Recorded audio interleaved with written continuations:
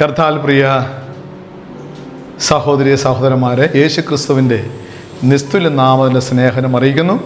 വീണ്ടും നല്ലത് മനോഹരമായ ഒരു പ്രഭാതത്തിൽ നമുക്ക് വീണ്ടും ഒത്തുചേരുവാൻ നല്ല നാഥനെ സഹായിച്ച ഒരുക്കിയ ഈ നല്ല നിമിഷങ്ങൾക്കായിട്ട് നന്ദി പറയുന്നു. ഇന്നത്തെ നമ്മുടെ ചിന്താവിഷയം വ്യക്തിത്വത്തിൻ്റെ ഉന്നത നിലവാരത്തിൽ എത്തുക. വ്യക്തിത്വത്തിൻ്റെ ഉന്നത നിലവാരത്തിൽ എത്തുക. ഇതിൻ്റെ വേദഭാഗം നമുക്ക് നൽകിയിരിക്കുന്നത് യിരെമ്യാ പ്രവചനം 9-ാം അധ്യായം 23-ാം വാക്യമാണ്. ജ്ഞാനി തൻ്റെ ജ്ഞാനത്തിൽ പ്രശംസിക്കരുത്, ബലവാൻ തൻ്റെ ബലത്തിൽ പ്രശംസിക്കരുത്, ധനവാൻ തൻ്റെ ധനത്തിലും പ്രശംസിക്കരുത്. സ്തോത്രം. കൂടുതലായി നമുക്ക് ചിന്തിക്കാം. ദൈവമാണ് സകലത്തിൻ്റെയും ജ്ഞാനത്തിൻ്റെയും ഉറവിടം എന്നുള്ള കാര്യം നമുക്കറിയാമോ? അറിഞ്ഞിരിക്കണം. കാരണം അവിടുന്ന് അനന്തമായി ജ്ഞാനിയും അതുപോലെ തന്നെ നീതിമാനും നല്ലവനുമാകുന്നു നമ്മുടെ കർത്താവായ യേശു ക്രിസ്തു. ക്രിസ്തു ഒഴികെ ജീവിച്ചിരുന്നവർ ഏറ്റവും ജ്ഞാനിക്ക് പോലും അവിടുത്തെ പൂർണ്ണമായി ഗ്രഹിക്കുവാൻ കഴിഞ്ഞിട്ടില്ല. അതാണ് വാസ്തവം. അവർ ജ്ഞാനികൾ എന്ന് കരുതിയേക്കാം, പക്ഷെ അവരുടെ നേട്ടങ്ങളിൽ അവർ പ്രശംസിക്കാം. എന്നാൽ ക്രിസ്തുവിൽ കേന്ദ്രീകരിച്ചുള്ള മഹത്തായ സത്യങ്ങൾ കൂടാതെയുള്ള വെറും ഭൗതിക ജ്ഞാനം ഒന്നുമില്ലായ്മയാണ് അതിന് സമമാണ്. അപ്പോൾ ഇതാണ് നമ്മൾ മനസ്സിലാക്കേണ്ടത്. യേശു ക്രിസ്തുവിലുള്ള കിട്ടുന്ന ജ്ഞാനത്തെക്കാൾ മറ്റൊന്നും തന്നെ ലോകത്ത് നിന്ന് നമുക്ക് ലഭിക്കുന്നില്ല. യേശുവിലൂടെ നൽകി ലഭിക്കുന്ന ജ്ഞാനം അത് അറിവ് മാത്രമല്ല, യേശുവിനെ കുറിച്ച് പൂർണ്ണമായി അറിയുവാനും ഒരു മനുഷ്യന്റെ നിഗൂഢതയെക്കുറിച്ച് അറിയുവാനും യേശുവിലൂടെയുള്ള ജ്ഞാനം ലഭിക്കുന്നത് യേശു ക്രിസ്തുവിന്റെ വചനത്താൽ മാത്രമല്ല. സ്ത്രീ പുരുഷന്മാർക്ക് ഒരു നിമിഷം പരിമിതമായ കാഴ്ച പരിധിക്കപ്പുറം കാണുവാൻ കഴിഞ്ഞിരുന്നെങ്കിൽ സ്തോത്രം, എന്തെല്ലാം അത്ഭുതങ്ങൾ നമ്മുടെ ജീവിതം നടക്കുമായിരുന്നു. നിത്യനായവന്റെ ഒരു മിന്നൽ വെളിച്ചമെങ്കിൽ ലഭിച്ചിരുന്നെങ്കിൽ ഏത് നാവും മാത്രമല്ല അതിൻ്റെ പ്രശംസ നിർത്തിയനെ എന്ന് നമുക്ക് ചിന്തിക്കാം. ഒരു ചെറിയ വെളിച്ചമെങ്കിലും യേശു ക്രിസ്തുവിൽ നിന്ന് ദൈവത്തിൽ നിന്ന് ഒരു ചെറിയ വെളിച്ചമെങ്കിൽ നമ്മൾ ലഭിച്ചിരുന്നുവെങ്കിൽ നമ്മൾ ആരാകുമായിരുന്നു എന്ന് ചിന്തിച്ച് നോക്കുക. പക്ഷേ ലോകത്തിൻ്റെ ഒരു അണുവിൽ ജീവിക്കുന്ന മനുഷ്യനൊക്കെയും പരിമിതമാണ്.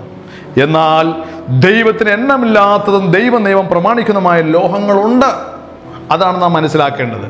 അത് യേശുവിലൂടെ മാത്രമേ നമുക്ക് മനസ്സിലാകും. ലോകത്ത് എത്രമാത്രം ജ്ഞാനികളും വിദഗ്ധന്മാരും അതുപോലെ തന്നെ ശാസ്ത്രലോകം, മെഡിക്കൽ ശാസ്ത്രം ഒക്കെ കൈവരിച്ചവർ യഥാർത്ഥ ജ്ഞാനം ലഭിച്ചില്ല എങ്കിൽ അതിന് മിഥ്യയാണ്. യഥാർത്ഥ ജ്ഞാനം ലഭിക്കണമെങ്കിൽ വേദപുസ്തകം നമുക്കറിയാം, യഹോവ ഭക്തി ജ്ഞാനത്തിൻ്റെ ആരംഭമാണ്.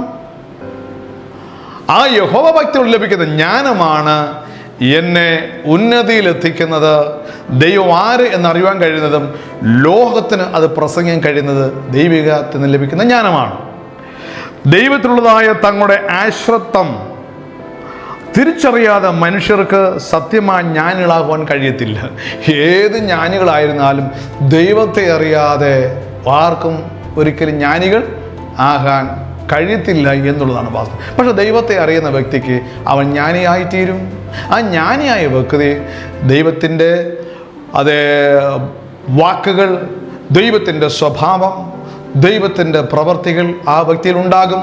ആ വ്യക്തിയാണ് ലോക മനുഷ്യനെ ദൈവത്തിലേക്ക് ആകർഷിക്കുവാൻ ഇടയാകുന്നത്.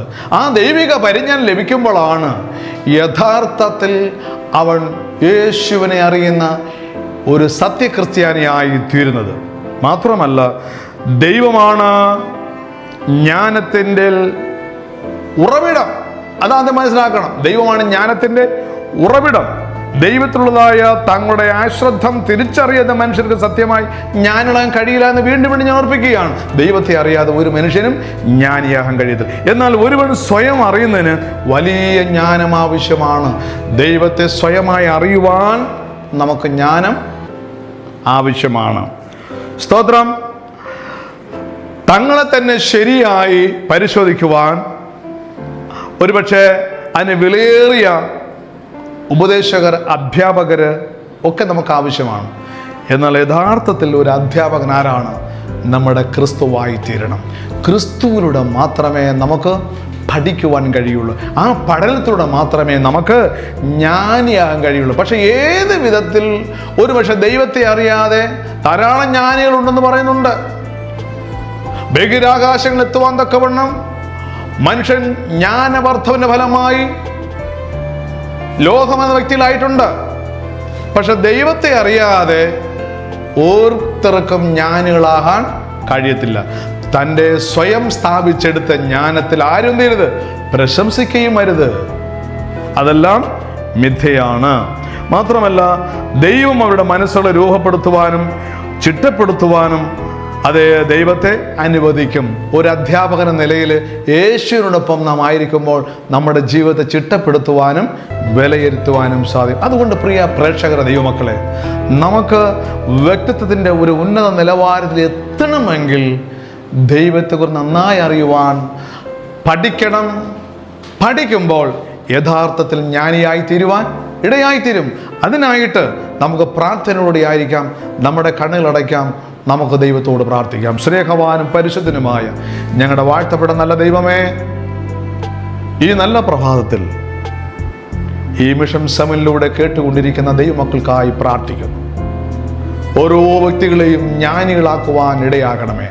അങ്ങയിലൂടെ കേട്ടും പഠിച്ചും അങ്ങയുടെ വചനം ധ്യാനിച്ചും ജ്ഞാനികളാകുവാൻ ഇടയാകണമേ എന്ന് പ്രാർത്ഥിക്കുന്നു. സ്വയം ഞങ്ങൾ നേടിയെടുത്ത ജ്ഞാനമെല്ലാം അത് മിഥ്യയാണ്, അത് നാം പ്രശംസിക്കുകയും അരുത് ഇതിൻ്റെ വരം പറഞ്ഞു. എന്നാൽ ദൈവിക ശക്തിത്തിൽ, ദൈവിക കൃപയിൽ ആശ്രയിക്കുന്ന മനുഷ്യൻ ദൈവജ്ഞാനമുള്ളവനായി തീരും. അവൻ അറിവിൻ്റെ ലോകത്തിലേക്ക് എത്തിച്ചേരും. ആ അറിവിൻ്റെ ലോകത്തിലേക്ക് ഞങ്ങളെയും എത്തുവാൻ പഠിപ്പിക്കണമേ എന്ന് ഞാൻ പ്രാർത്ഥിക്കുന്നു. ഞങ്ങളുടെ പ്രാർത്ഥന അവിടെ നിന്ന് കേട്ടതുകൊണ്ട് ദൈവത്തിന് സ്തോത്രം. സകലവും കർത്താവായ യേശുവിൻ നാമത്തിൽ താഴ്മയായി കെഞ്ചുന്നു. കേൾക്കണം സ്വർഗീയ നല്ല ദൈവമേ. ആമേൻ.